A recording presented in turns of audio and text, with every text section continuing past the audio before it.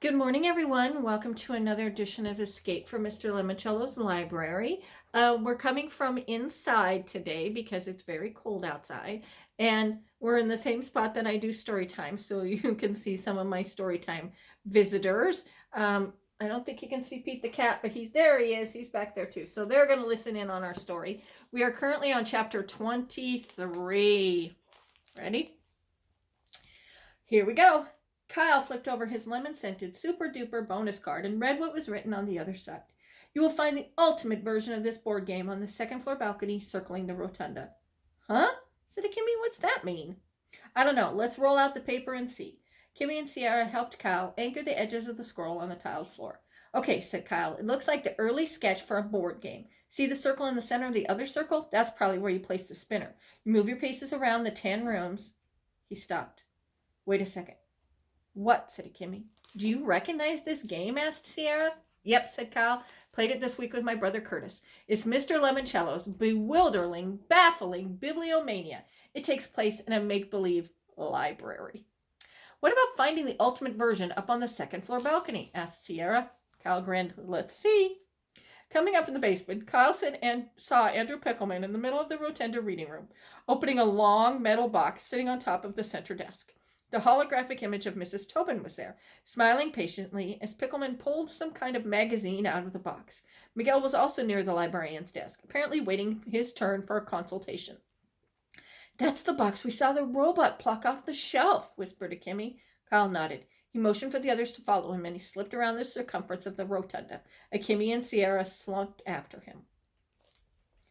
In the shadows of the far side of the room, they saw Haley Daly heading from the staircase they'd just come up. Steps that would take her back to the basement. Kyle wondered if she'd found something else to crawl through. If so, he hoped it was bigger than a mailbox. Is this the real magazine? He heard Pickleman shout at the hologram. Yes, Andrew. This concludes your librarian consultation. Next, how may I help you, Miguel? Not so fast, snapped Andrew. I'm not done. Your consultation has concluded, said Miguel. Says who? The librarian. Miguel, said the hologram of Mrs. Tobin, what is your question? Sorry, bro, I told you. She's just like Miss Youngins at school, snapped Pickleman. All the librarians like you better than me. You'll see. Yo, ease up. You'll see, Mrs. Tobin. You'll all see. I'm going to beat Miguel Fernandez big time. And when I win, I'm going to tell Mr. Lemoncello to fire you. She's a hologram, Miguel said with a laugh. You can't fire someone who doesn't actually exist. Then I'll tell Mr. Lemoncello to pull her plug. Pickleman grabbed his magazine and stormed out of the rotunda into the lobby. I guess Andrew's planning on doing something with the front door, Kyle whispered to Kimmy. Well, that's totally dumb. They already told us the way out isn't the way we came in. Maybe Andrew doesn't think Dr. Zinchenko was telling us the truth, suggested Sierra. Come on, said Kyle, leading his team toward the closest staircase up to the second floor.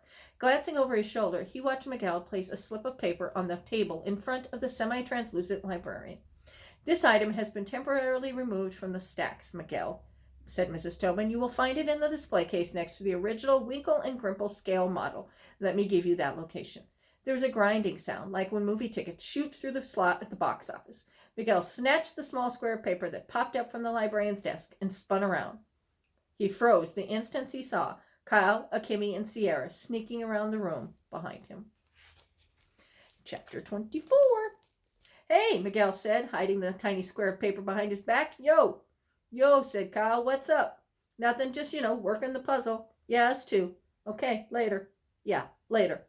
Both boys thumped their fists on their chests like baseball players do. Miguel turned and ran for the staircase, winding up to the second floor. Come on, you guys, said Kyle as he took off running for a different set of steps. When Kyle, Kimmy, and Sierra made it to the balcony, they watched Miguel run up to the third floor. As soon as he disappeared into the room up there, Kyle unrolled the game sketch. Look at the drawing, then look at the floor, said Kyle. They're the same, said Sierra. Exactly. A circular room with a round desk at the center of that circle. Awesome, said Kimmy, and there are 10 doors ringed around the balcony up here on the second floor, just like on the game board. Kyle tapped the rendering of the spinner in the right-hand corner of the game plans. So how the spinner is divided? See how the spinner is divided into 10 different colored sections, numbered 0 to 9? It looks like the Wonder Dome, said Kimmy, when it's not doing the kaleidoscope thing or running a video that makes you think the buildings hang gliding across Alaska, which totally made me airsick. Well, in the game, you have to go into all 10 Dewey Decimal book rooms and answer a trivia question about a book.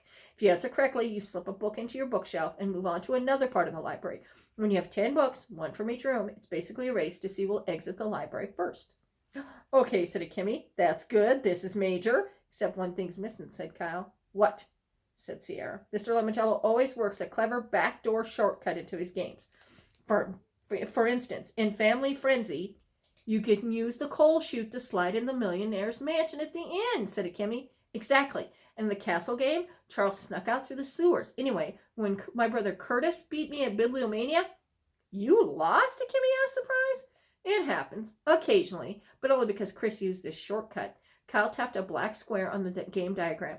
It took him straight out to the street. He beat me by one spin of the spinner. I don't see any black squares on the floor of our rotunda, said Kimmy. Maybe, said Sierra, for this new game, Mr. Lemoncello put the circuit square someplace besides the main room. Kyle nodded. And maybe to win this new game, you need to play the old one. You're a genius, said Kimmy. No, my brother Curtis is the genius. I just like to play games.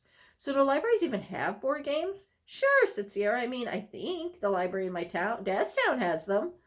Which department? Asked Kimmy, pulling out her floor plan. Young adult. Kimmy tapped the map. 3rd floor, stairs over there. Let's go, said Kyle. But before they could take off, they heard Mr. Lemoncello's voice echoing in the rotunda. Are you ready for your extreme challenge, Bridget? Kyle and his teammates peered over the edge of the balcony. Bridget Wadge was alone in the front of the librarian's desk, staring up at the ceiling. Yes, sir, she said. Are you sure? Mr. Lemoncello's voice boomed out of the hidden speakers. You still have 22 hours to find the exit. I want to go for it now, sir. Get a jump on everybody else. Very well. Dr. Zinchenko, reset the statues. The 10 holographic statues in the recessed nooks flickered off, leaving black, empty spaces. This extreme challenge is based on the classic game of authors card game, said Mr. Lemoncello. Here are the authors in your deck. Magically, new holographic statues appeared as Mr. Lemoncello rattled off the author's name. Charles Dickens, Raymond Chandler, Edgar Allan Poe, Agatha Christie, Patricia Highsmith, Mario Puzo, Frederick Forsyth, John LeClaire, Dashiell Hammett, and Fyodor Dostoevsky. He wrote Crime and Punishment, said Bridget excitedly. Indeed, he did. In fact, all these authors wrote crime novels. Correct again. However, that's the easy part. Dr. Z, how do you make these authors' game ridiculously difficult enough to qualify as an extreme challenge? Simple, the librarian's voice echoed under the dome. You will have 2 minutes, Bridget, to name 4 books written by each of our authors. Kyle gulped. That's impossible, he whispered. Not really, said Sierra. She was about to start rattling off titles when Mr. Lemoncello said, Go! The sound of the tick-tocking clock reverberated around the room. Agatha Christie, Murder on the Oriental Express, 10 Little Indians, Death on the Nile, The Mousetrap, said Bridget down on the main floor. Somewhere a bell dinged, and the British lady in the sensible shoes disappeared. Poe, Murders in the Rue Morgue, The Mask of the Red Death, Purloined Letter, The Cask of Lemoncello. Another ding, another vanished statue. Bridget kept going. Man, whispered Kyle, what grade she in? College? 7th, said Kimmy, just like us. Bridget Wadge kept tearing through the authors. The bell kept dinging, but the clock kept ticking, too. 10 seconds, said Mr. Lemoncello. Bridget had saved the worst for last. Fyodor Dostoevsky. Crime and Punishment, the one about the brothers, and then she stalled. She ran out of gas. The buzzer sounded. I'm sorry, Bridget, said Dr. Zinchenko, but as we advised you, the extreme challenges are extremely difficult. You'll be going home with lovely party gifts. Kindly hand your library card to Clarence and thank for playing Escape from Mr. Cello's library. That settles it, said Kyle. I never ever asking for one of those extreme challenge dealios. Me neither, said Kimmy. I might, said Sierra. Maybe. And then she showed Kyle and Kimmy the rumpled sheet of paper where she had written down 5 books for all 10 authors. That's Sierra. She reads a lot, doesn't she? Chapter 25. Kimmy grabbed the door handle to a young adult room. It's locked. Here, said Sierra. Use my library card. Huh, said Kimmy. Your books on the back are different, too. I think they all are. I got the Egypt game, and the Westing game. 2 books about games? Wow, sweet, said Kyle. Kimmy slipped Sierra's card into a reader slot above the doorknob. The door clicked. Kyle pushed it open. The walls of the young adult room were painted purple and yellow. There were swirly zebra print rugs on the floor and a lumpy cluster of beanbag chairs. A couple of sofas were designed to look like Scrabble trays with letter square pillows. Akimi nudged Kyle in the ribs. Check it out. In the far corner stood a carnival ticket booth with a mechanical dummy seated inside. A fun and games banner hung off the booth's ribbed, striped roof. The dummy inside the glass booth. He looked like Mr. Lemoncello. He wasn't wearing a turban, but Mr. Lemoncello mannequin reminded Kyle of the Zoltar Speaks fortune teller booths he'd seen in video games. That's not really him, is it? Asked Akimi, who was right behind Kyle. No, it's a mechanical doll. The frozen automaton was dressed in a black top hat and bright red ringmaster jacket. Since the booth had the fun and games banner, Kyle figured you might have to talk to the dummy to get a game. Hello, he said. We'd like to play a board game. Bells rang, whistles whistled, and laser lights blinked. The mechanical Mr. Lemoncello jostled to life. If you want a game, just say its name. The life-size puppet's blocky jaw flipped open and shut, almost in sync with the words. Do you have Mr. Lemoncello's bewilderingly baffling bibliomania? Do Joey Pigza lose control? Is Ella enchanted? Huh? Just say yes, suggested Sierra. Yes, said Kyle. Well, great Gilly Hopkins, said Mr. the Lemoncello dummy. Here you go. Kyle heard such mechanical noises and whirling. Then, with a clunk, a wide-open slot popped open in the front of the booth, and a game box slid out. Enjoy, said the dummy, and remember, it's not whether you win or lose, it's how you play the game. So be sure to read the directions, because you know how to play the game. Kyle took the box to a table. Okay, he said, let's set it up, and there was a beep, and the door opened. Where is he? Andrew Pickleman barged into the room, waving his antique magazine, something called Popular Science Monthly. Who are you looking for? Said Kyle. Mr. Lemoncello, I heard him. Is he in here? Kyle pointed towards the frozen Lemoncello doll sitting in the Carney booth. It's a dummy. Pickleman whipped his head around from side to side. Is there a camera in here?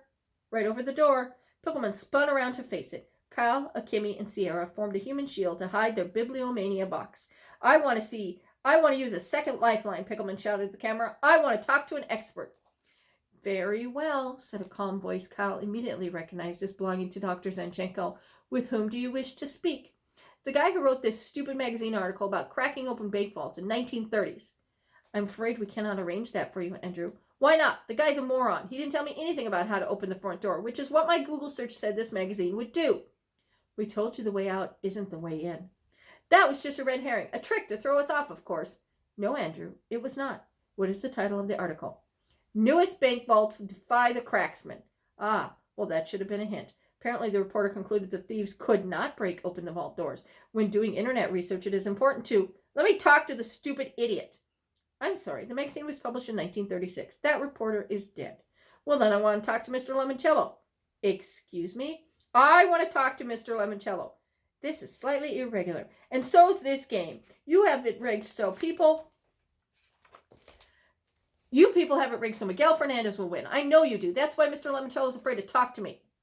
Kyle heard the carnival booth dummy clatter back to life. Hello, Andrew. How may I help you? This Lemoncello didn't sound pre-recorded. Apparently, the real deal was using the dummy to do his talking. Your library stinks, shouted Pickleman. Oh, dear. Have you boys been playing that castle sewer game again? No, but this stupid article shouldn't have given me the stupid answer, but the stupid writer didn't write what he should have written. I see. And can you rephrase that in the form of a question? How many can I ask?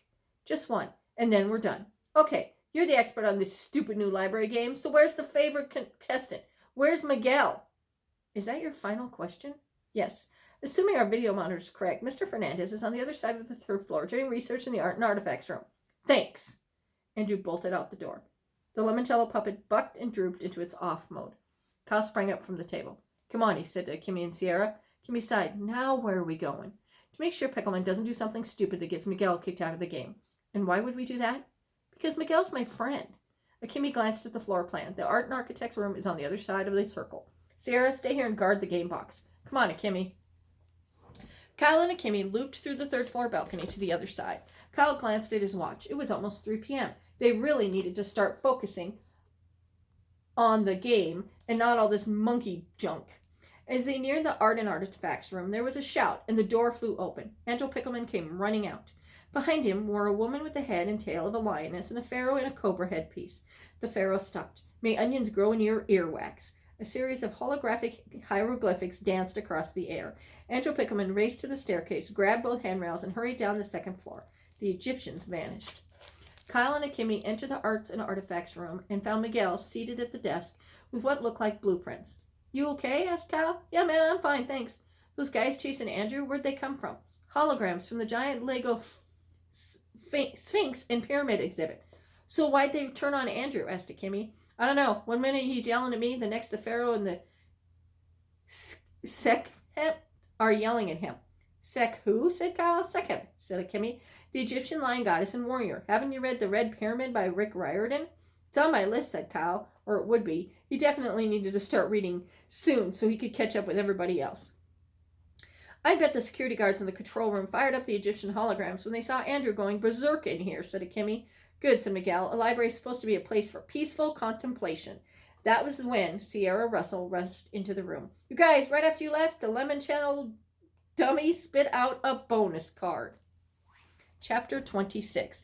Very clever, said Charles, pulling another silhouette card out of the book. This cover had been easy to find. It was the third book on the top shelf of the Stack's Picks display. The image on the front was a bright yellow yield sign, the title Universal Road Signs by renowned trafficologist Abigail Rose Painter. Charles had found the matching books in the 300 room on the second floor. The 300s were all about social sciences, including things like commerce, communication, and, ta-da, transportation.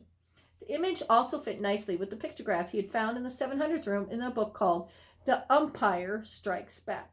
The baseball book was the first cover on the second shelf in the display case and had given Charles a card with a classic pose of an umpire calling it out. Reading the images from left to right, then down, just like you read a book, Charles knew he was on the right track. The traffic sign book gave him walk, and the umpire gave him out. But two pictures together, and he had walk out.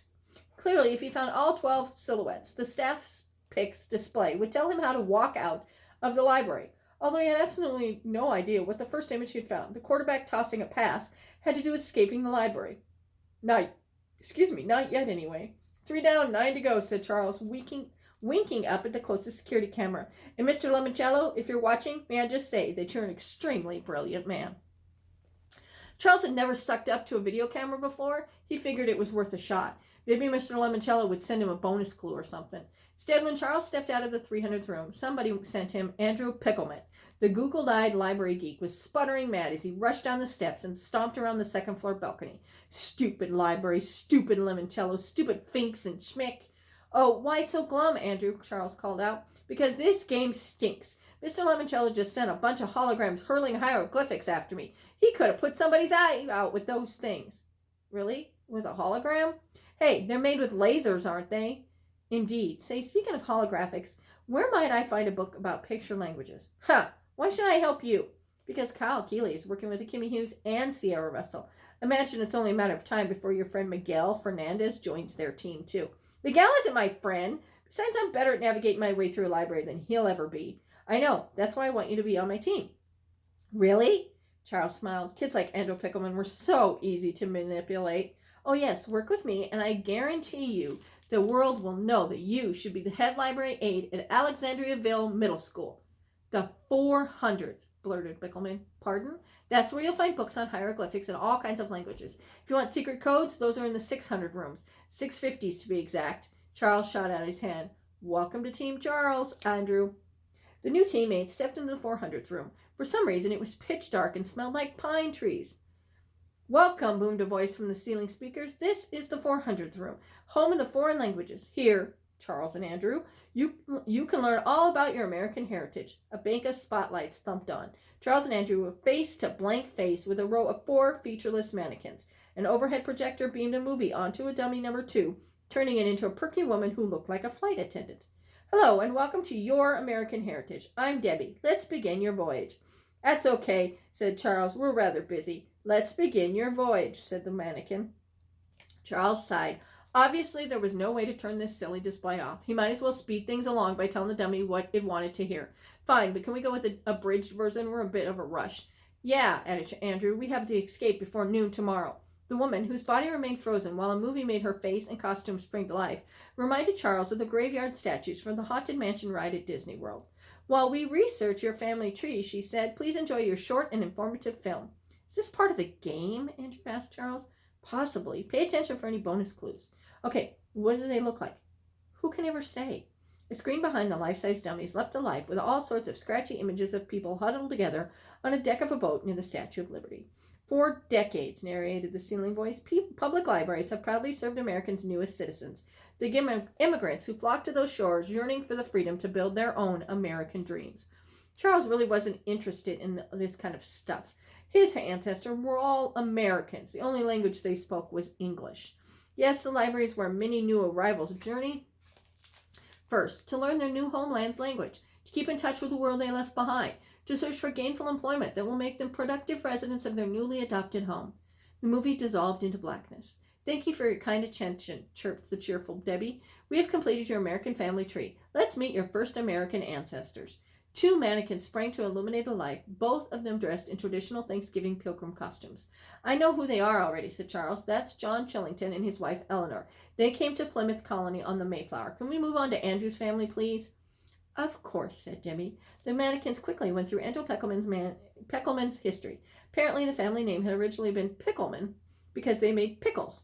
After a prolonged parade of pickle people, the dummies took on the guise of Andrew's most famous ancestor, a guy in a horn-rimmed glasses and a tweed sports coat named Peter Paul Peckelman. It appeared on the TV game show Concentration in 1968, he announced, and won a room full of furniture and wood paneling for my rumpus room. Charles smiled. He knew the TV game Concentration was very similar to Mr. Lemoncello's phenomenal picture word puzzle, one of the games he had picked up at the toy store. Peter Paul Pickelman's claim to fame was further confirmation that piecing together the picture puzzle would show Charles how to escape from the library. He'd been right. The dummies had just given him a bonus clue. Alrighty, we will begin back at chapter 27 next week, and we'll find out what the bonus clue is. Stay safe. Make sure that you get signed up for summer reading.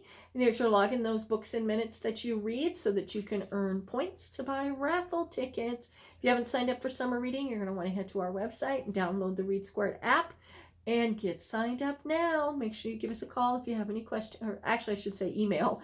Email us if you have any questions. We'll talk to you again next week. Bye.